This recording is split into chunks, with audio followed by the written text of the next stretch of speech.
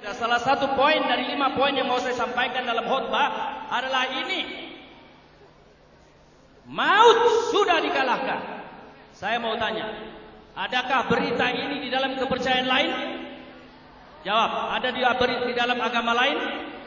Tidak ada. Ada di dalam aliran lain? Tidak ada. Kalau kita merayakan Yesus lahir, agama lain juga punya Yesus lahir. Kalau kita merayakan Yesus mati atau sedih, agama lain juga bisa.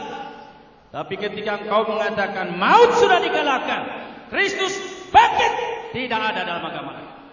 Yang saya mau bukan hanya tepuk tangan, hatimu marsigorgor bernyanyi. Apa itu marsigorgor? Mendidih.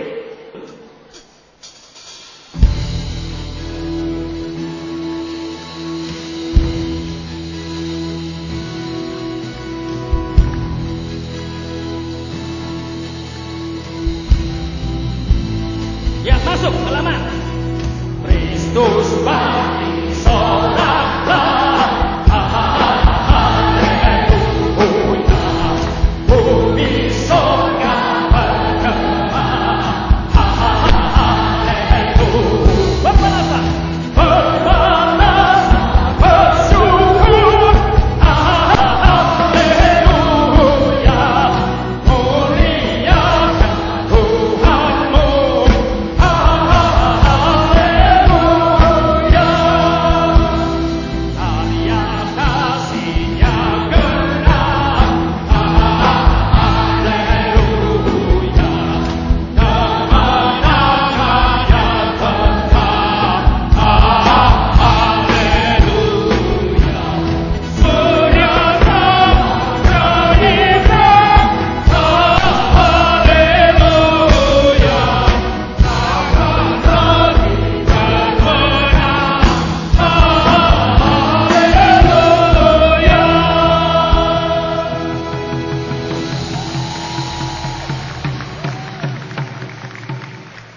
Istri saya nggak terlalu suka lagu ini memang. Dia bilang, apa ini lagu melep-melep. Lalu saya berkata, ini lagu dicipta oleh John Wesley, Charles Wesley, sama-sama menyanyikan. Seluruh Amerika berubah luar biasa.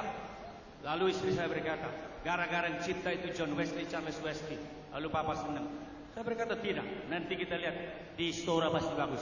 Nah, kalau lagunya kayak tadi, nanti pulang istri saya akan berkata, si tong dokan nih. Benar kan? Nah itu, ini lagu bagus. Coba kita lihat syairnya. Kristus bangkit soraklah, haleluya. Bumi sorga bergema, haleluya.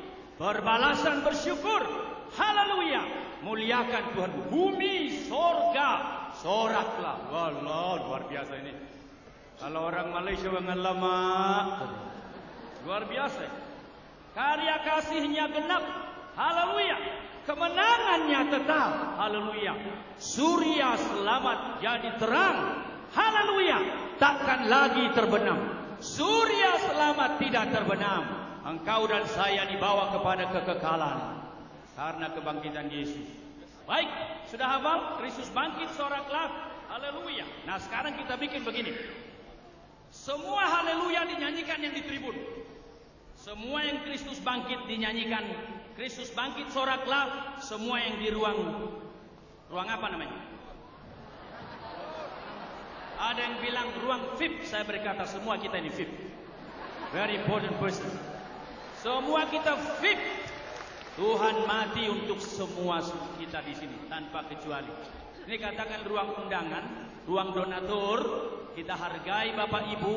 Makanya kita bisa berada di sini karena ada donatur di sini. Puji Tuhan. Tepuk tangan buat mereka.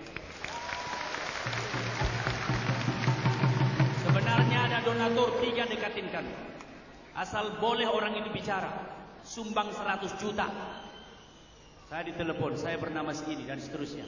Saya berkata, maafkan, kami sedang beribadah, tidak ada begitu-gituan. Waktu itu dana kita masih kurang 270 juta. Tetapi kita berkata, kita berserah kepada Tuhan. Jadi benar, tidak ada backing kita. Dan ini uang didukung oleh orang-orang yang cintanya sama Tuhan. Tidak terlalu banyak uang. Paling tinggi donatur, kalau ada yang mau lihat, paling tinggi 10 juta. Itu pun cuma 3 orang. Selebihnya 100.000, 250.000. Tapi bisa juga kita beribadah di sini. Luar biasa bukan? Oh, itu. Jadi Kristus bangkit. Semua haleluya di atas, selebihnya yang di bawah. Ya, siap? Yang 1, 2, ya.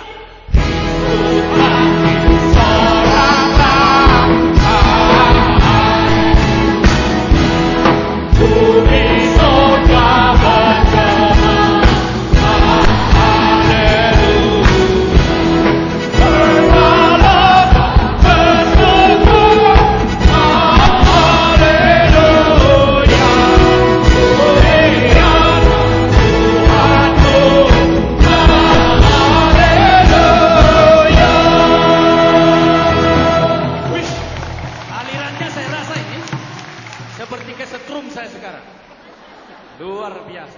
Mari kita berdoa.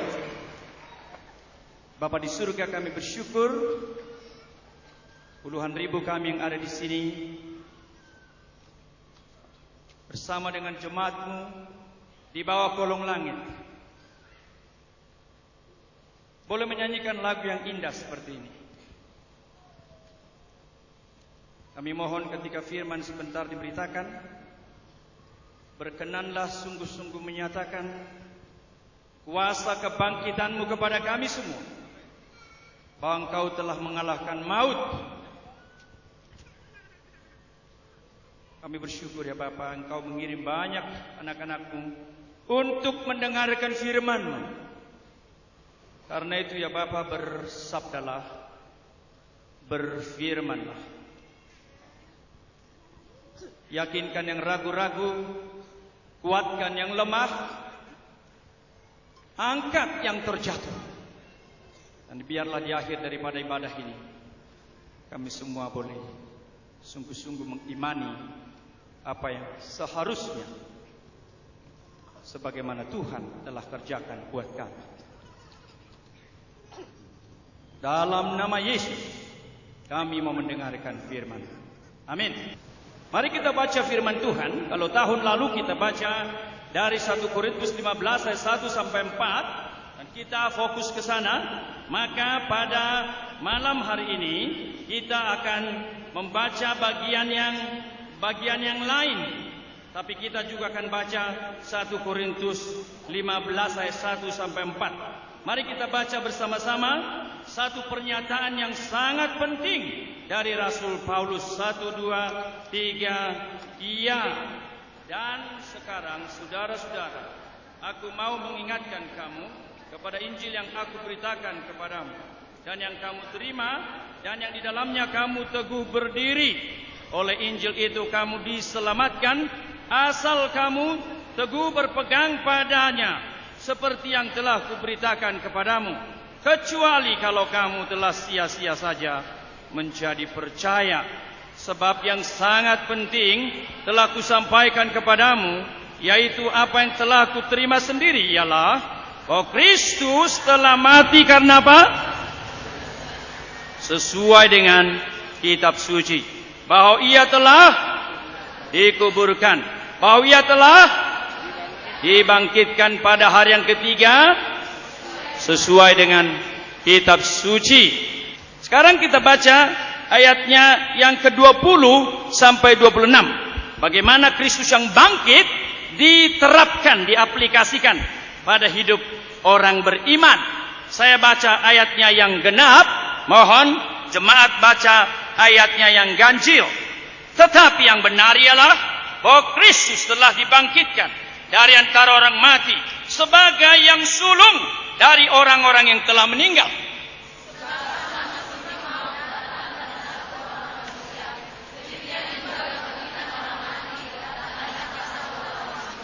Karena sama seperti semua orang mati dalam persekutuan dengan Adam, demikian pula semua orang akan dihidupkan kembali dalam persekutuan dengan Kristus.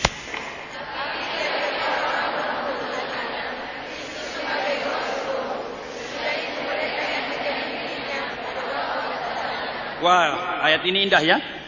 Tetapi tiap-tiap orang menurut urutannya. Siapa lebih dahulu? Kristus. Kristus sebagai buah sulung. Sesudah itu mereka yang menjadi miliknya. Ini kata Paulus. Coba kita ganti mereka menjadi kita yang menjadi miliknya. Sekali lagi 23, 1 ya. Tetapi tiap-tiap orang menurut urutannya. Kristus sebagai buah sulung. Sesudah itu mereka kita yang menjadi miliknya pada waktu kedatangannya. Sesudah itu kita yang menjadi miliknya pada waktu kedatangannya. Kemudian tiba kesudahannya, yaitu bila mana ia menyerahkan kerajaan kepada Allah Bapa. Sesudah ia membinasakan segala pemerintahan, kekuasaan dan kekuatan.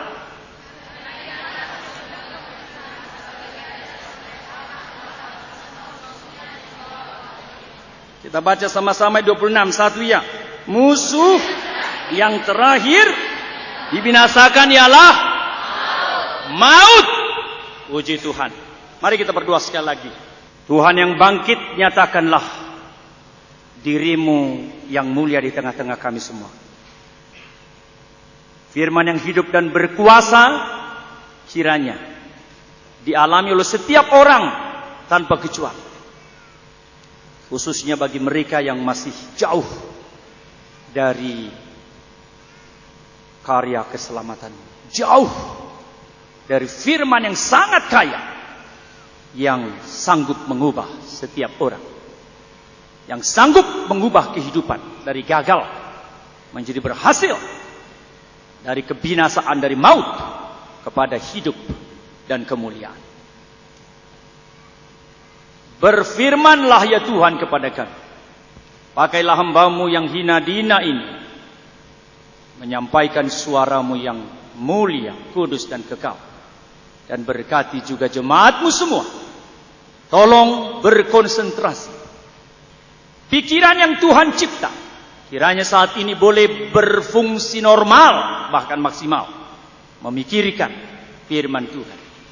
Emosi yang Tuhan cipta. Kiranya saat ini juga boleh secara nyata mengalami Tuhan dan kepekaan yang Tuhan ciptakan. Kiranya semua kami boleh mengalami kepekaan itu. Peka terhadap Tuhan, peka terhadap Roh-Mu, dan peka terhadap firman. Demi nama Yesus kami berdoa. Amin. Sekali lagi saudaraku sekalian, ada 5 hal yang mau saya sampaikan untuk tema yang sangat penting ini. Maut sudah dikalahkan. Mari kita ulangi 1 ya. Maut sudah dikalahkan. Yang di tribun 1 ya. Yang undangan khusus. Kok suaranya kecil? Sekali lagi 1, 2 ya. Saya sudah mengatakan tadi jawabannya. Saya mau bertanya dan sudah dijawab tadi. Apakah berita maut sudah dikalahkan ada di dalam kepercayaan atau agama lain? Jawabnya tidak ada. Kalau begitu saudaraku sekalian, saya mulai dengan ini. Kekristenan, kalaupun dianggap sebagai agama, salah satu agama. Tapi ingat, ada orang berkata sebagai kekristenan bukan agama. Agama adalah usaha manusia mencari Allah. Sedangkan kekristenan bukan tidak ada manusia menciptakan itu. Allah sendiri turun. Itulah kekristenan. Tetapi kalaupun dianggap kekristenan adalah salah satu agama, saya ingin tegaskan, serukan pada malam ini. Kekristenan itu unik. Unik berarti ada sesuatu berita yang dimiliki, diberitakan di dalam kekristenan yang tidak dipunyai di dalam seluruh kepercayaan di bawah kolong langit ini. Karena itu saudaraku sekalian, jikalau saudara agama Kristen, saya berdoa, dan mari kita miliki satu semangat ini. Bersyukur dan bangga menjadi orang Kristen. Saya harus sedih mengatakan, setiap kali saya membaca ada orang meninggalkan kekristenannya, saya sedih luar biasa. Orang berkata, daripada tetap Kristen, tidak dimiliki apa-apa, tidak dinikmati apa-apa. Lebih bagus dong pindah ke agama lain, lalu memiliki sesuatu, misalnya kekayaan, misalnya jabatan bisa jadi meningkat, posisi bisa lebih tinggi. Tapi saya ingin mengatakan kepada saudara, Paulus berkata di ayatnya yang pertama tadi, sekarang saudara-saudaraku mengingatkan kamu kepada Injil yang kami beritakan kepadamu, yang kamu terima, yang di dalamnya kamu teguh berdiri. Oleh Injil itu kamu apa? Mari kita berkomunikasi. Oleh Injil itu kamu apa? Diselamatkan. Jangan dikatakan menjadi Kristen tidak apa-apa. Tidak ada apa-apanya. Tapi perhatikan, memang bisa tidak ada apa-apanya. Perhatikan anak kalimatnya. Asal kamu teguh berpegang padanya, seperti yang telah kuberitakan kepadamu, kecuali kalau kamu telah sia-sia menjadi percaya. Kata sia-sia, mariswang, in vain, wasted, mariswang. Mariswang lojak yamang pasikolah hoko. Kalau udah begitu orang tua, dia luar biasa frustrasinya. Kata sia-sia diulang lagi di ayat bawah, tapi bukan untuk jemaat pembaca ayat ini, tetapi untuk dirinya sendiri. Ayat 10. Tetapi karena kasih karunia Allah aku adalah sebagaimana aku ada sekarang, dan kasih karunia yang dianugerahkannya kepadaku tidak sia-sia. Tidak sia-sia. Puji Tuhan. Ada satu seruan dari kitab Ibrani yang perlu, penting untuk kita ketahui semua. Mari kita baca Ibrani pasal 10, 35, 36. Dalam artikel saya di Sinar Harapan, koran Sinar Harapan, ketika ada orang pindah agama, langsung saya buat satu respon, dan saya sudah mengutip kalimat ini. Mungkin ada yang baca waktu itu. Ibrani pasal 10 ayat 35, 1 Korintus tetap kita batas, kita akan kembali ke sana. Ibrani 10 ayat 35. 1, 2, 3, ya.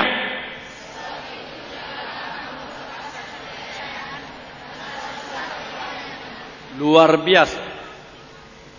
Sebab itu janganlah kamu melepaskan kepercayaanmu, karena besar upah yang menantinya. Dan saudaraku, perhatikan ayat ini ditulis dalam situasi apa? Bukan ketika orang enak-enak duduk di restoran makan, bukan ketika kekristenan menjadi makmur, ketika kekristenan hanya berjalan-jalan dari satu kenikmatan kepada kenikmatan lain, satu keuntungan kepada keuntungan lain, bukan. Kalimat ini diserukan dalam situasi seperti ayat yang ke-32. Saya ingin kita baca lagi 32 sampai 34. Kita baca teliti satu ya. Ingatlah akan masa yang lalu. Sesudah kamu menerima terang, kamu banyak menderita oleh karena kamu bertahan dalam perjuangan yang berat. Sayang sekali kekristenan mulai diganti sekarang dengan enak. Sayang sekali. Saya sendiri sebenarnya setuju dengan orang-orang tertentu berkata kepada saya, "Bang, hati-hati, sediakan bus mengantar orang sehingga kekristenan kita menjadi enak." Lalu saya berkata, belum tentu orang itu naik bus karena enak-enak. Mungkin memang mereka tidak punya ongkos, apalagi jauh. Saya mengerti itu. Orang tertentu mungkin tidak bisa percaya bahwa ada banyak orang Batak yang mungkin kalau bisa makan 1-2 kali sehari udah senang luar biasa.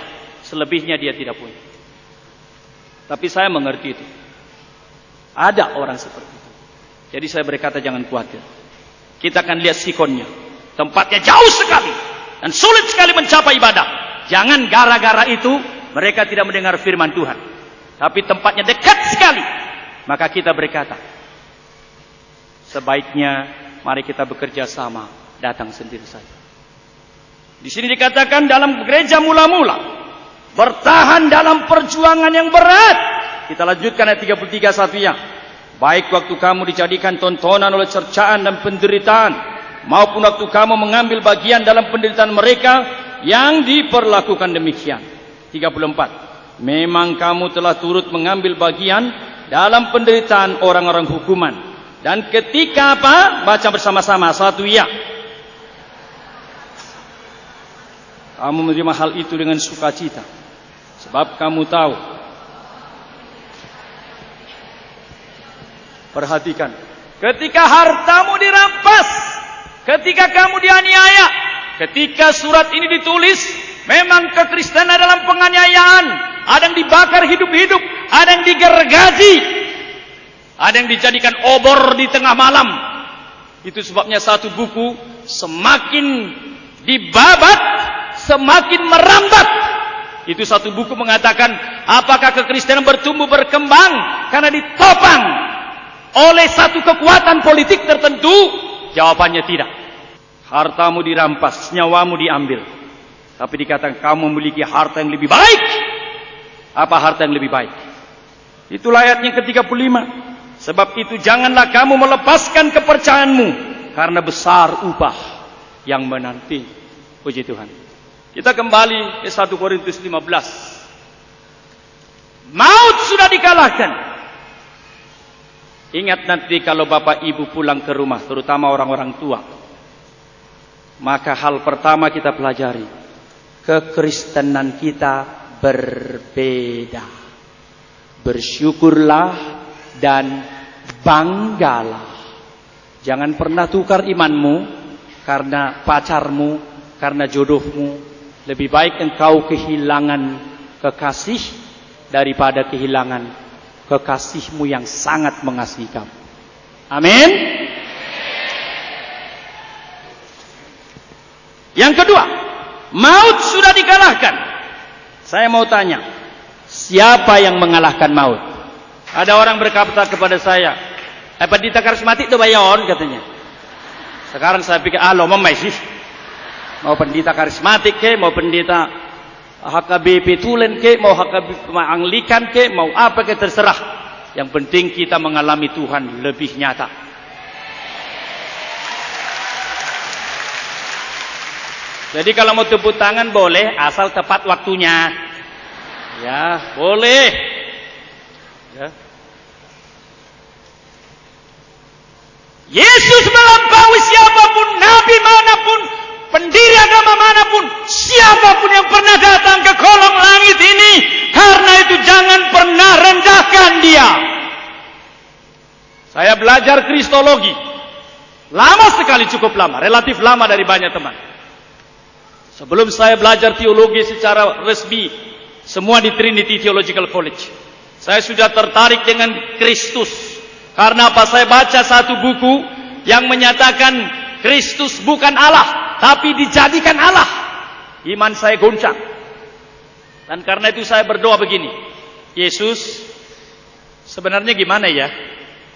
Kau Allah apa bukan? Kalau kau Allah, tolong saya. Tetapi kalau tidak, ya nggak apa-apa. Saya akan berbuat seperti iman saya. Syukur Tuhan menolong saya. Ada satu kalimat waktu itu saya pas lagi baca Injil Yohanes. Dan research saya, doktoral saya, memang dari Injil Yohanes. Itu kalimat yang orang Yahudi berkata begini. Hei, umurmu belum sampai 50 tahun.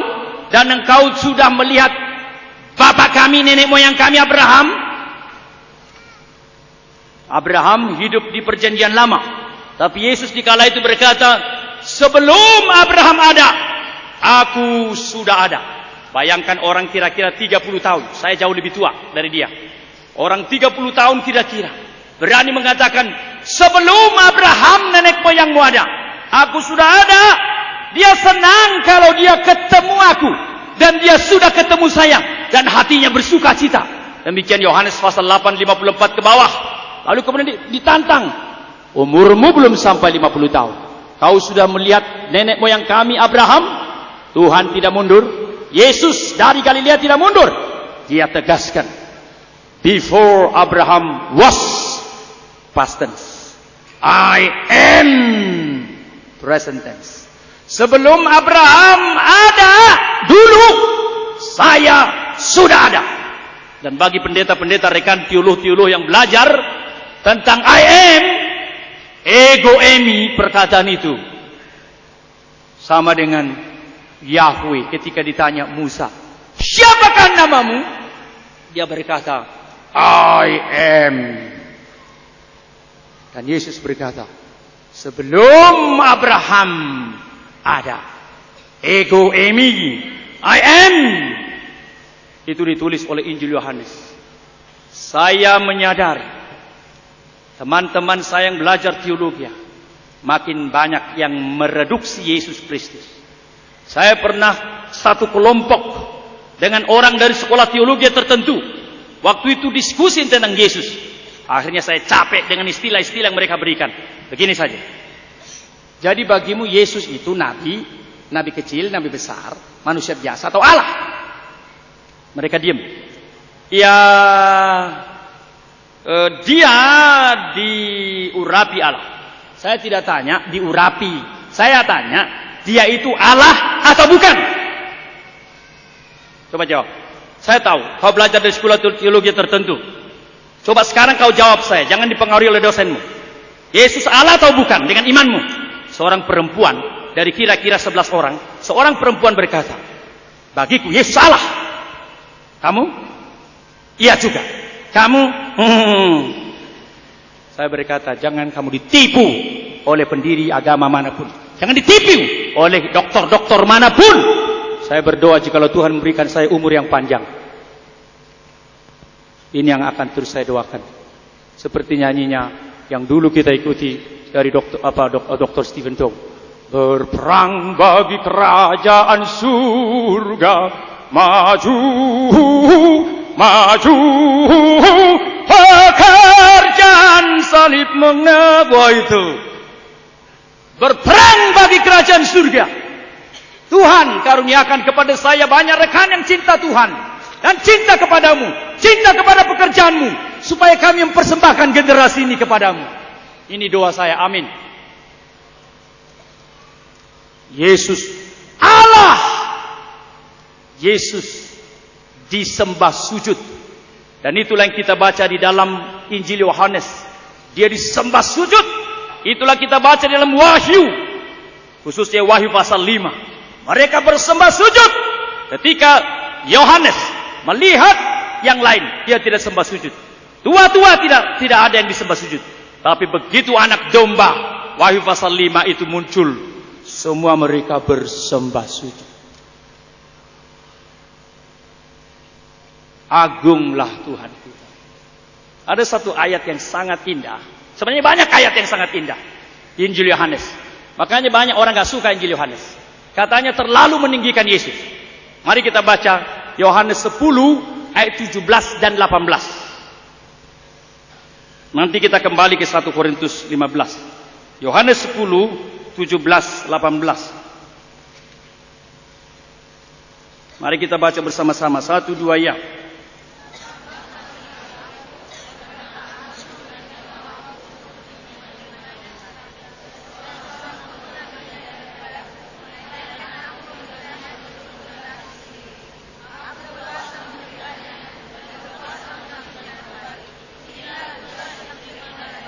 Luar biasa, bukan?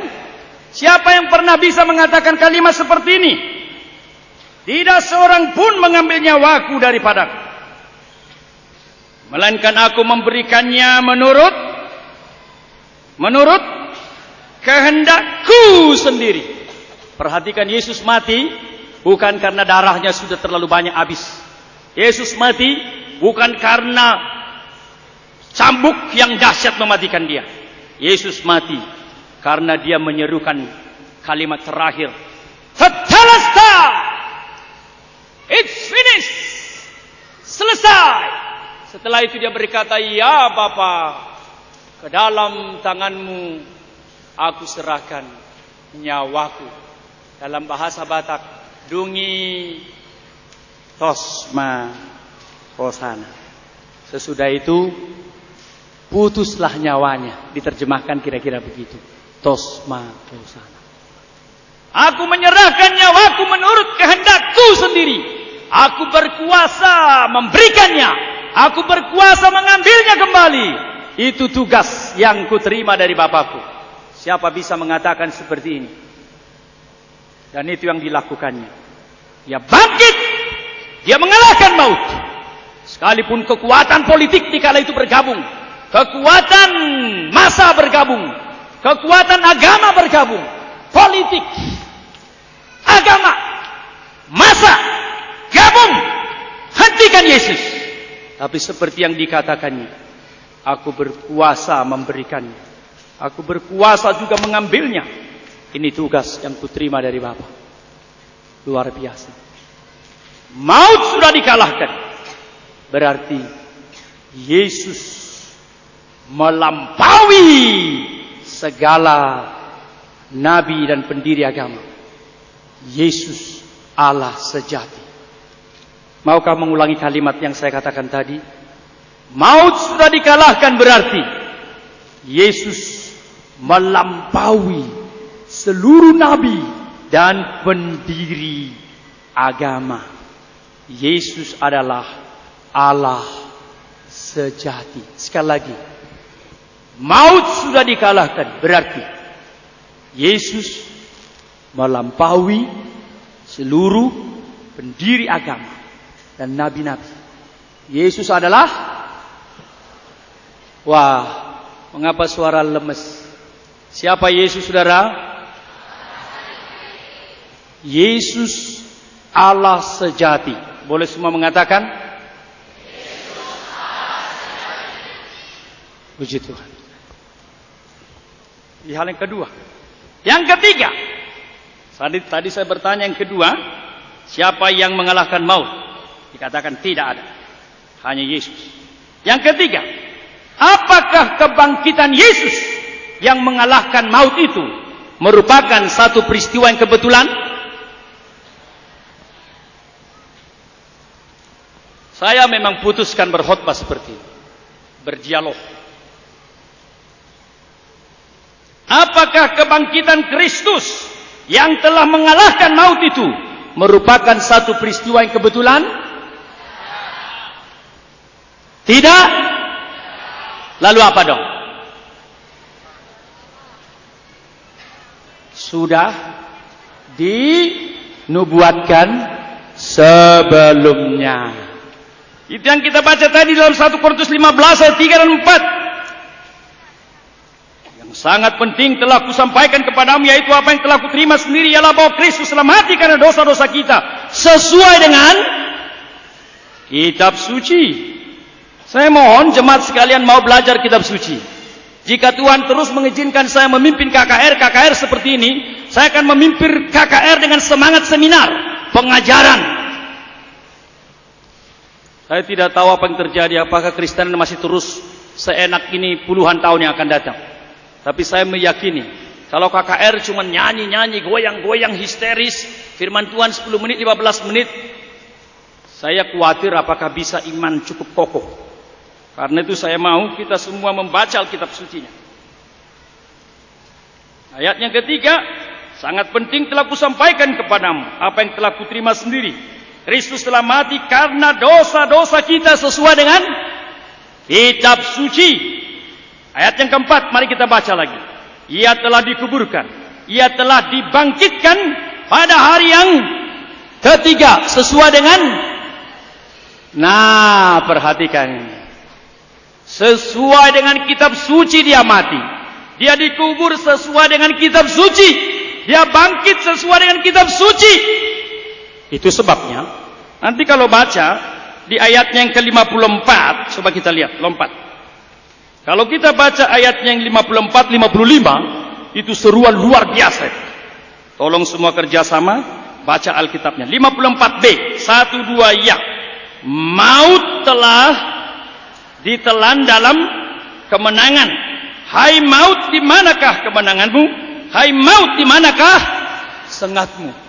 Itu maut ditelan, maut ditiadakan dalam kemenangan Yesus.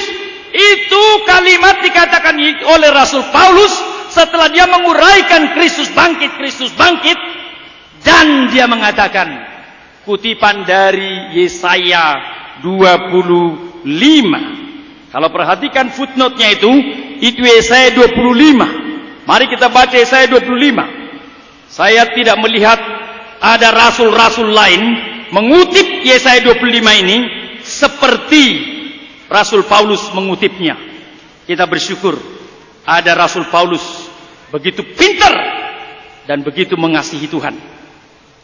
Yesaya pasal 25 ayat 8. Mari kita baca sama-sama. Yesaya 25. Saya akan membaca latar belakangnya. Mengapa ada ayat 8? Perhatikan ayatnya, indah sekali. Tuhan semesta alam akan menyediakan di Gunung Sion ini bagi segala bangsa-bangsa suatu perjamuan dengan masakan yang bergemuk, suatu perjamuan dengan anggur yang tua benar, masakan yang bergemuk, bersumsum. Orang Batak mengerti ini. Kalau namanya tabo-tabo, itu luar biasa, itu milik opung biasanya, itu dikasih dulu. Masakan bergemuk, bersumsum, anggur yang tua yang disaring endapannya. Kedatangan Mesias dikaitkan dengan pesta. Ada pesta anggur, ada satu kenikmatan, dan tidak kebetulan waktu Yesus pertama kali mengadakan mujizat dalam Injil Yohanes, persis dirubah air menjadi anggur ketika dicedok oleh pemimpin pesta. Persis kalimat seperti ini muncul. Loh, biasanya orang menyediakan kalau pesta anggurnya yang bagus dulu baru yang jelek. Tetapi kamu mengapa yang the best wine you reserve? Mengapa anggur yang terbaik itu kamu sisakan pada akhir? Perhatikan ini. Dan menarik sekali kalau baca Yohanes 2:11 itu ada kalimat dari Yohanes begini. Inilah tanda pertama. Tanda. Sign. First sign. Di sini ada doktor ahlinya sign. Doktor Arman Barus. Di mana kau? Di mana Bapak Arman Barus itu?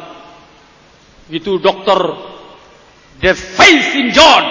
Kita bersyukur ada orang pinter bersama kita. Ya. Dari Inggris. Kadang-kadang ada orang merasa pinter, tapi ya terserah dia lah, mungkin pintar juga sih. Ya. Dikatakan dalam Yohanes 2:11, ini tanda pertama, first sign. Tanda pertama yang dilakukan Yesus di kota Kana. Dengan demikian dia menyatakan, reveal his glory. Apa maksudnya reveal his glory? His divinity.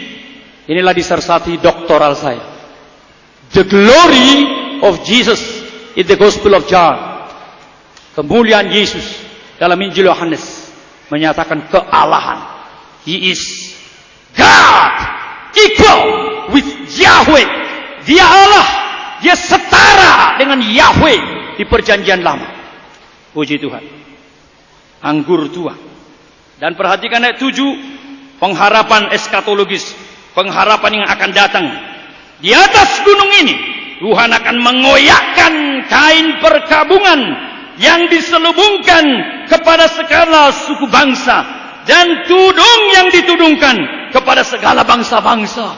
Kain kabung, tudung. Orang Batak juga jelas ini apa artinya tudung itu. Jikalau orang kehilangan istri atau kehilangan suami, dikasih sarung, disebut sarung tudung, ulos tudung, sehingga sejak itu dia tidak lagi melihat terlalu bebas, dia menunduk saja.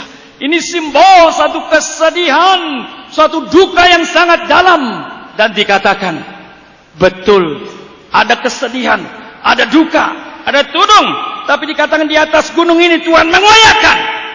Buka tujung, robekkan tujung. Kapan terjadi? Baca ayat 8 sekali lagi. 1, 2 ya. Ia akan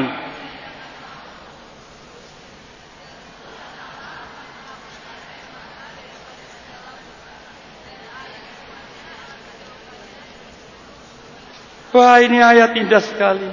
Kau yang biasa sedih, Kau yang merasakan sulit hidup, kau yang merasakan susah sekali, seperti tidak mampu menghadapi kehidupan, jangan bunuh diri. Saya baca di sini ada Reformata punya laporan Reformata terbaru, daftar orang bunuh diri, halaman 19. Di Malang, Ibu Mercy Jonania tewas bunuh diri bersama 4 anaknya, kesulitan ekonomi. Di Tegal, Eko Haryanto bunuh diri, cara gantung diri. Di Tegal juga Bunyamin, Bunyamin jangan-jangan Kristen juga ini, tewas gantung diri, kesulitan ekonomi, nggak mampu bayar SPP. Nuraini di Bogor tewas gantung diri, kecewa karena pacar.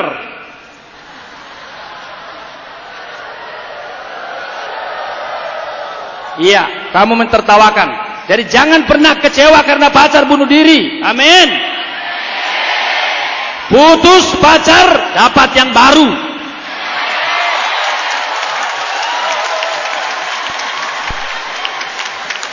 Dan ada juga di sini dari daftar ini orang Batak. Aduh sedihnya, kemarin itu orang Batak mati tertembak. Kita semua berduka. Ini bukan ditembak dihabisi nyawanya, dia menghabisi. Ronald Tambunan di Depok tewas bakar diri sendiri. Kalau kamu baca ayat seperti ini, dia akan meniadakan maut seterusnya. Tuhan Allah akan menghapus air mata daripada segala muka. Aib umatnya akan dijauhkannya, puji Tuhan. Dia menghapus air matamu. Tidak selamanya dukamu ada di sana. Sekali lagi, ini bukan kebetulan. Maut sudah dikalahkan, sudah dibuatkan sebelumnya. Kalau begitu, ini yang ketiga. Alkitab dapat dipercaya, semua ngomong. Amin. Terima kasih. Terima kasih. Ini ada buku The Gospel of Judas. Diobrak-abriknya isi Alkitab. Gramedia menerbitkan. Siapa di sini kerja di Gramedia, berdoa untuk Gramedia. Ada beberapa buku yang diterbitkan Gramedia yang isinya bertentangan dengan Alkitab. Saya sudah tulis di Sinar Harapan kemarin mengenai Alkitab sebagai kanon. Kanon berarti ukuran, kanon berarti standar, seperti satu lingkaran dibatasi oleh garis, tidak boleh bergerak keluar. Demikianlah Alkitab. Segala sesuatu diukur berdasarkan pengajaran Alkitab. Izinkan saya memperkenalkan buku ini.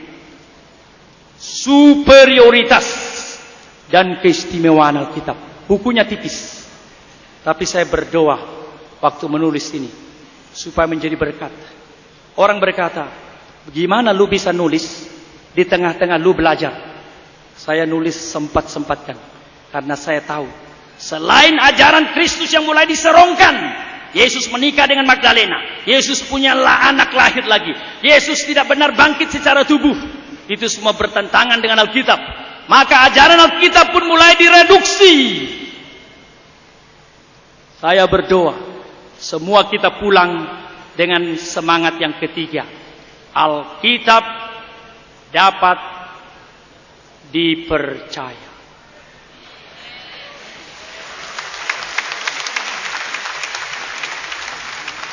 Tapi jangan hanya di situ. Baca Alkitabnya. Baca. Tidak ada satu buku yang paling penting dalam hidupmu selain Alkitab. Yang lain boleh tidak kau baca satu hari. Tapi seperti kata satu stiker, no Bible, no breakfast. Tidak ada kitab suci, tidak ada makan. Maksudnya apa? Harus baca kitab suci. Kita dicipta rohani dan jasmani. Makan saksang, uyung hai, babi kecap untuk tubuh, tidak untuk roh. Firman Tuhan baru untuk roh. Makaroni, makanan rohani. Baik, saya sudah sampaikan 3. Sisa 2 lagi. Kita nyanyi dulu lagu kita yang besar itu. Maut sudah dikalahkan. Nu ngatalu hamatean. Iya. Siapa yang mulai berencanakan di agama gara-gara kekayaan, gara-gara jabatan, gara-gara pacar, demi nama Yesus malam ini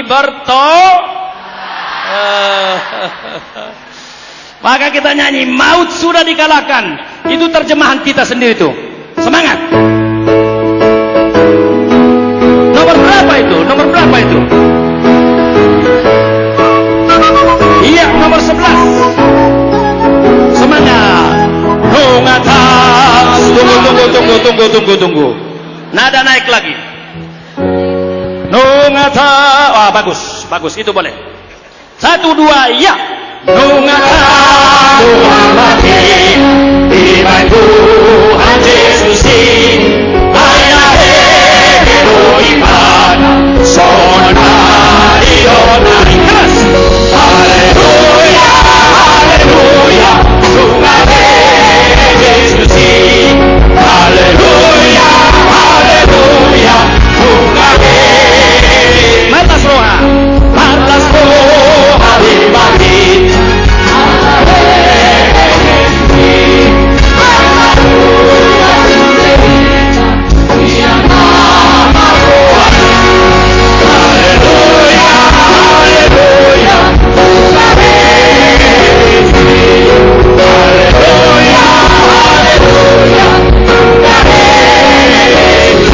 Hanya musik.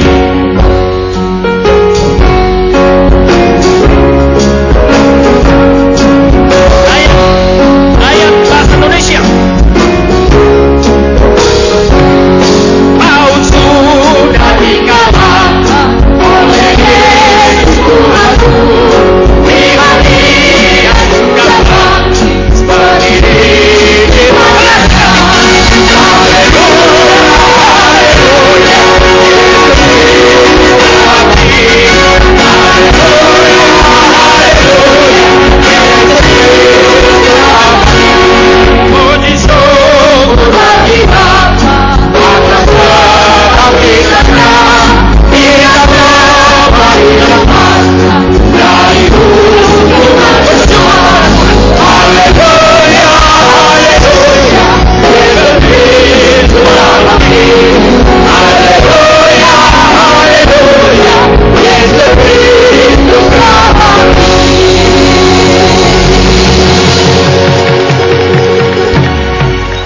Tuhan yang bangkit senang dengan nyanyian kita. Silakan duduk. Kita lanjut 2 lagi. Doakan saya menyampaikan 2 ini dengan baik. Maut sudah dikalahkan. Kristus berbeda. Maksud saya, kekristenan berbeda dari semua agama. Unik. Kita memiliki pesan yang berbeda yang tidak dimiliki. Yang kedua, maut sudah dikalahkan. Berarti Yesus melampaui semua nabi dan pendiri agama. Yesus Allah sejati. Yang ketiga, maut sudah dikalahkan. Berarti Alkitab dapat dipercaya. Puji Tuhan. Yang keempat, maut sudah dikalahkan. Apa artinya saudaraku sekalian? Ini hal yang sangat penting buat kita. Apakah ada hubungan tema ini dengan hidup saya secara pribadi? Sekali lagi. Apakah ada hubungan tema ini dengan hidupmu secara pribadi? Jawabnya apa? Ada. Kalau baca 1 Korintus 15 tadi, hubungannya adalah apa? Itu menjadi dasar jaminan kebangkitan, keselamatan yang kokoh. Sekali lagi. Itu maksudnya tema maut sudah dikalahkan. Kristus sudah bangkit menjadi dasar, menjadi jaminan daripada kebangkitanmu, daripada hidup kekalmu. Itulah sebabnya kalau baca 1 Korintus 15 baik-baik, setelah dinyatakan Yesus bangkit pada 11 ayat pertama 1 sampai 11, langsung masuk ayat 12 tentang penerapannya. Jadi bila mana kami beritakan Kristus bangkit dari antara orang mati, bagaimana mungkin ada di antara kamu mengatakan tidak ada kebangkitan? Dan kalau tidak ada kebangkitan sia-sia. Lalu kita baca tadi ayatnya, yang benar ialah Kristus memang benar-benar bangkit, ayat 20. Lalu kita baca tadi ayat 23, tetapi tiap-tiap orang menurut urutannya, Kristus sebagai buah sulung, sesudah itu mereka yang menjadi miliknya. Puji Tuhan. Saya harap khususnya dari gereja yang berlatar belakang gereja Batak, saya harap jangan ada di antaramu yang masih ragu akan keselamatan dan hidup kekalmu. Menyedihkan sekali. Setelah lama menjadi orang Kristen, ditanya kalau kau mati masuk ke mana? Tidak ada keyakinan. Saya berdoa dan kita proklamirkan pada malam ini, maut sudah dikalahkan. Yohanes 14 ayat 9 Yesus berkata, karena saya hidup, maka kamu pun akan hidup. Amin. Tidak menjadi soal berapa banyak dosamu, berapa besar pelanggaranmu, tetapi Tuhan mengasihimu. Karena itu gabungkan seperti nyanyian kita tadi. Kebangkitan Kristus, fondasi yang kokoh bagi kebangkitanmu, kebangkitan saya. Yang terakhir, maut sudah dikalahkan. Artinya apa? Tidak perlu takut dalam hidup. Sekali lagi, maut sudah dikalahkan.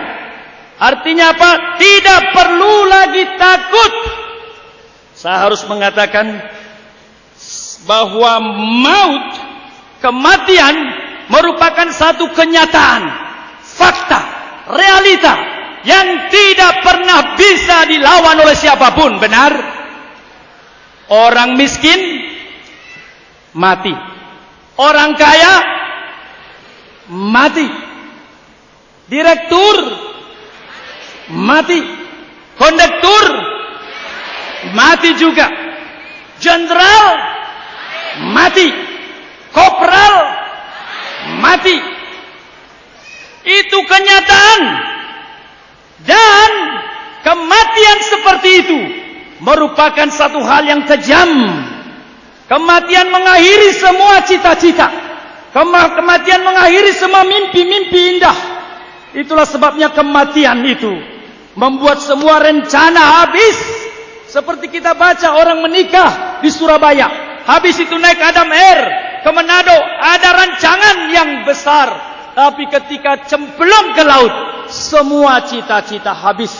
Itulah sebabnya tadi itu waktu dinyatakan Jang bima biarau Tuhan matean ya Allah, luar biasa dan mabiar, tidak takut kepada hamatian, tidak takut kepada maut. Mana tadi amang itu? Masih ada dia, udah pulang dia. Ada di sana. Kiranya itu nyanyian kita juga, tidak takut lagi. Saudaraku sekalian, seorang suster ini dia lari dari Saul. Dia masuk ke dalam satu ruangan dokter. Dia berkata, dokter, saya berhenti saja. Ada apa dengan kamu? Ketepatan rupanya dokter sayang sama suster itu. Dia berkata, aku takut. Kenapa takut? Dia berkata, saya baru saja ke sebuah ke satu kamar, menjaga orang yang the dying person, orang yang mau mati, dan saya melihat begitu mengerikan mukanya. Saya takut, saya berhenti saja. Itu kata dia. Betul.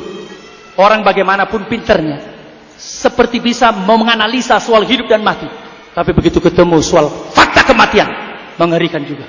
Seorang bernama Leo Tolstoy, filsuf yang terkenal itu. Dia coba analisa segala-galanya. Tetapi kemudian, jangan jauh dari mic. Oke. Sudah dekat?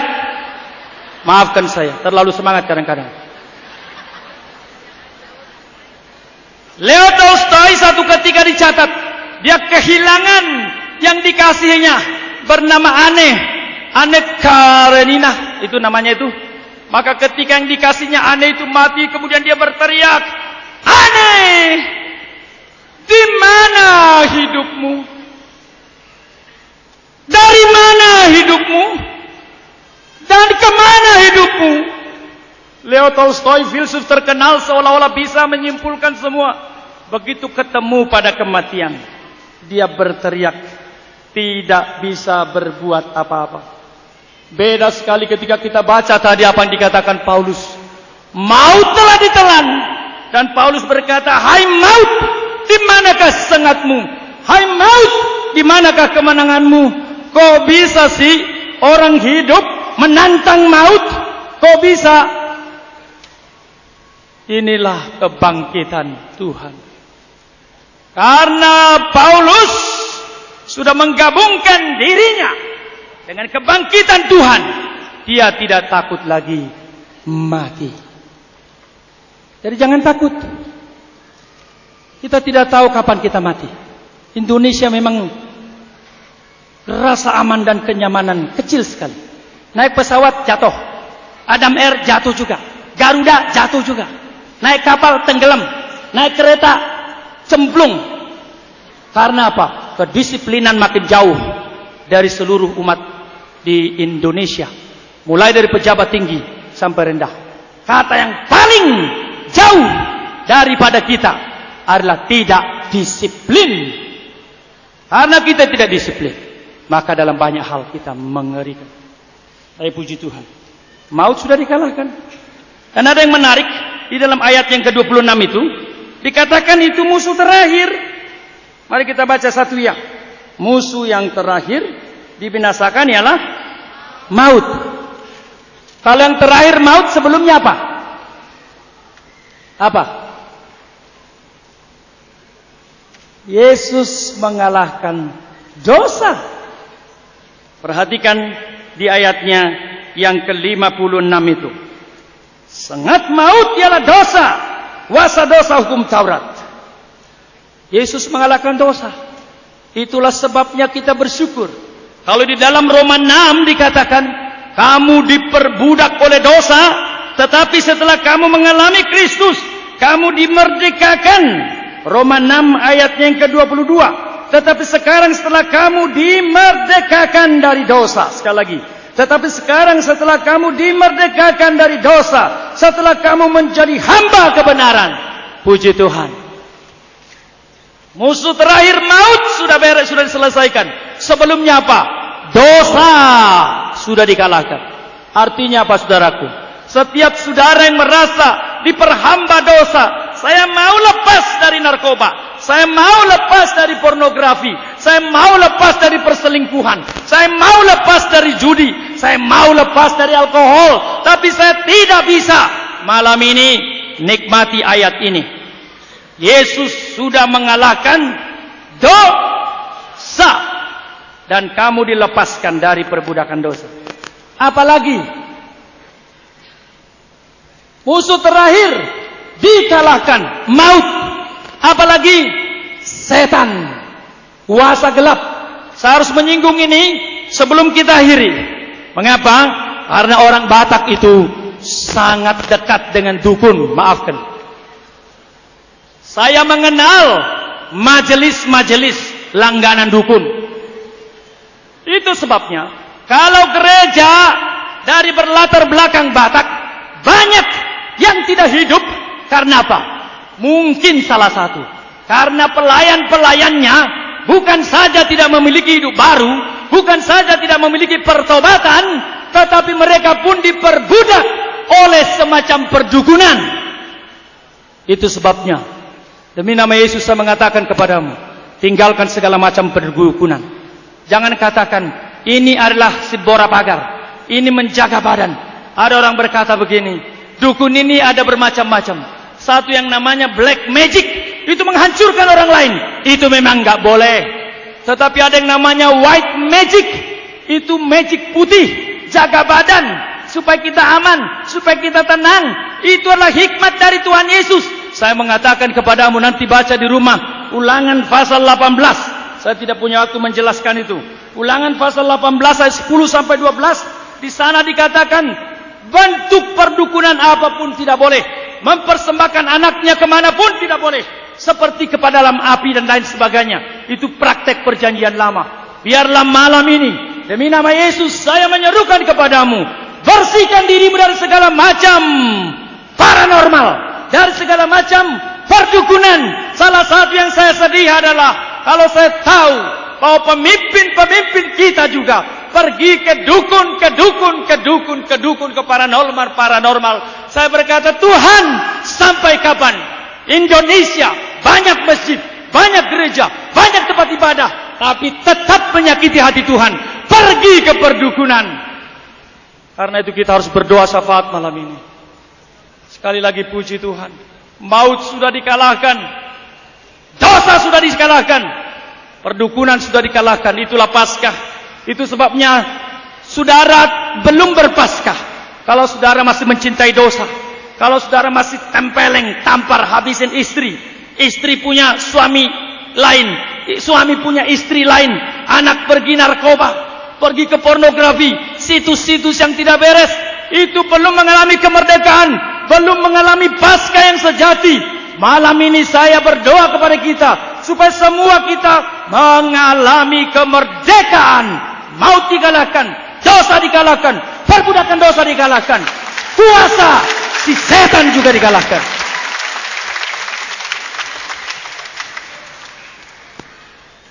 Saya mengakhiri dengan kisah suster tadi.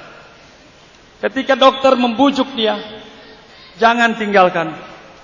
Saya perlu kamu. Mengapa kamu harus meninggalkan hanya dengan itu?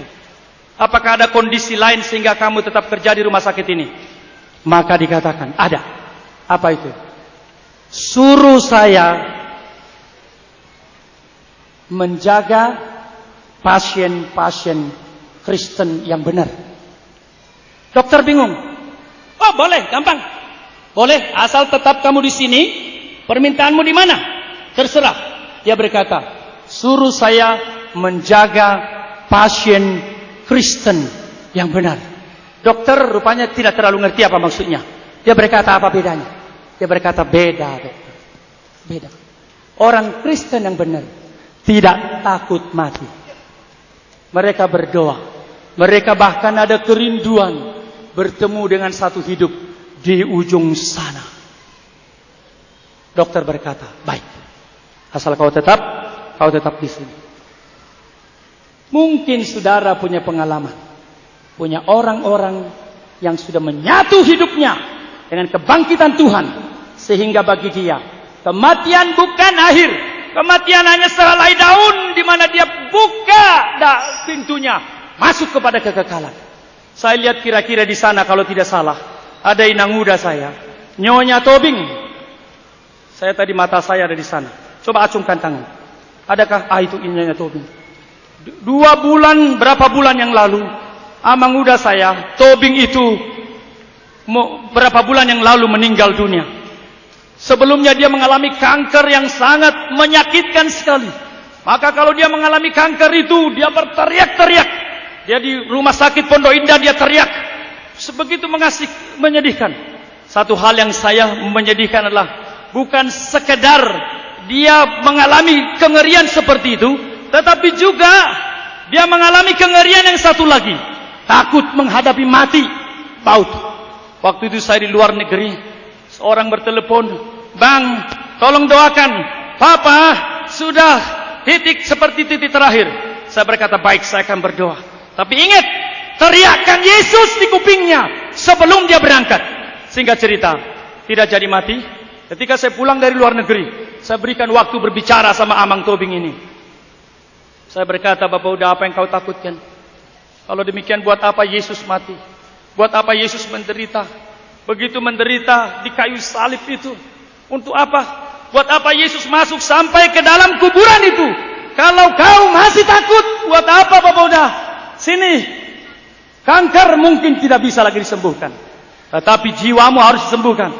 Saya akan berdoa kepadamu. Serahkan dirimu kepada Tuhan. Gabungkan imanmu dengan kebangkitan Yesus. Oh, kamu sudah memiliki. Selalu saya berdoa. Saya pegang kepalanya. Setelah saya pegang kepalanya. Amin. Sudah berdoa bagaimana udah? Ya. Tanya aku nawang dia, Bah. Tanya aku nawamang, Bah. Doakan saya supaya saya bisa demikian. Tetapi kemudian saya dengar dia pergi ke satu tempat.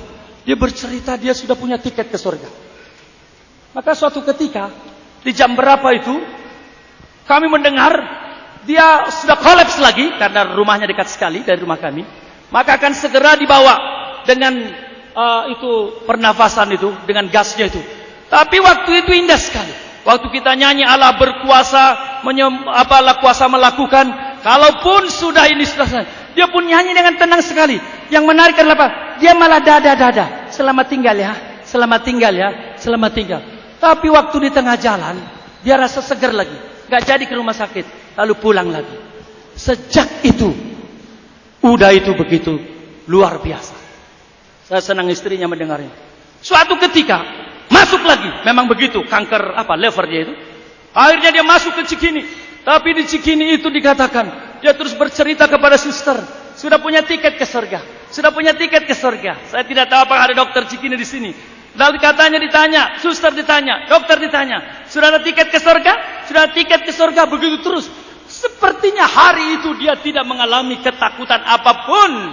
Suatu ketika kira-kira jam 2 pagi, semua keluarga kumpul karena kelihatan inilah betul-betul saat terakhir. Maka semua orang mengelilingi di rumah sakit Cikini itu. Mereka meskipun nangis sedih, tapi satu hal mereka tahu, hidup papanya sudah mencerminkan, sudah berkali-kali dikatakan selamat tinggal, selamat tinggal, selamat tinggal. Tapi tetap mereka sedih itu. Lalu kira-kira berapa jam kemudian dia bangun lagi. Kaget kan?